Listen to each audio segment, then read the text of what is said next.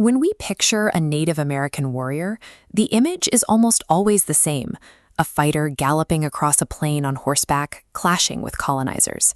But for the vast majority of North American history, this specific scene was a physical impossibility. Before European contact, horses had been extinct in the Americas for thousands of years. Gunpowder and firearms were equally non-existent. The concept of a single, uniform Native American way of fighting is a modern invention. To find the reality of Indigenous military history, we have to look past the colonial era and examine the diverse, specialized battlefields that existed centuries earlier. Indigenous nations engaged in warfare for the same reasons as any other global power: to secure territory, control vital resources, and expand political influence. On the Great Plains, long before the first horse arrived, these conflicts defined the landscape. Without horses, these warriors traveled and fought entirely on foot, operating in a world where every tactical decision had to account for the safety and survival of the entire community. This stone-headed club represents a lineage of craftsmanship. These weapons were refined over generations for maximum effectiveness in close-quarters combat. Without the advantage of mounted speed, victory depended on a warrior's mastery of the terrain, using river crossings, ravines, and narrow trails to outmaneuver the enemy. In the dense Eastern Woodlands, the geography dictated a completely different style of war. Thick forests made moving large, organized armies nearly impossible. Instead, warfare prioritized stealth. Small, rapid war parties used the deep forest cover to approach targets undetected and launch sudden, decisive strikes.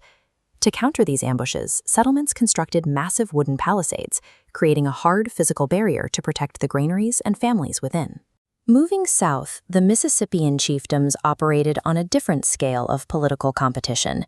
These massive earthen mounds anchored fortified towns designed to command the landscape and house the food supplies of entire regions.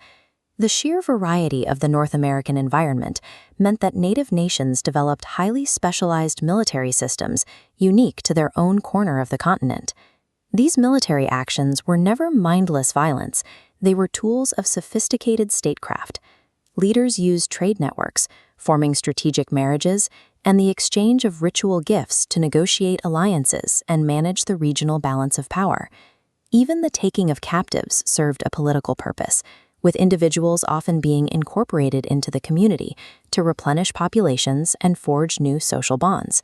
In this complex geopolitical world, the ability to build a lasting alliance was often a much more potent weapon than a stone club or a bow. When European colonizers arrived, they brought aggressive territorial claims that applied immediate new pressures to these existing indigenous networks. The flintlock musket introduced a sudden technological variable, entering the continent through pre-existing native trade routes. Because these tools did not reach every nation at the same time, they created dangerous imbalances in military power, turning neighbors into sudden threats. European arrival acted as a catalyst, aggressively accelerating and reshaping the indigenous rivalries that had already defined the continent for centuries.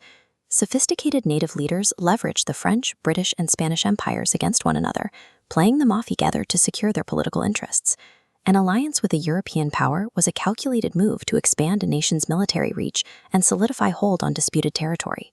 These strategies ultimately served the people behind the warriors: farmers, craft workers, and mothers, whose daily lives these complex defenses were built to protect. North America functioned as a mosaic of sophisticated nations, governed by a political and military history as calculated and diverse as any other on Earth.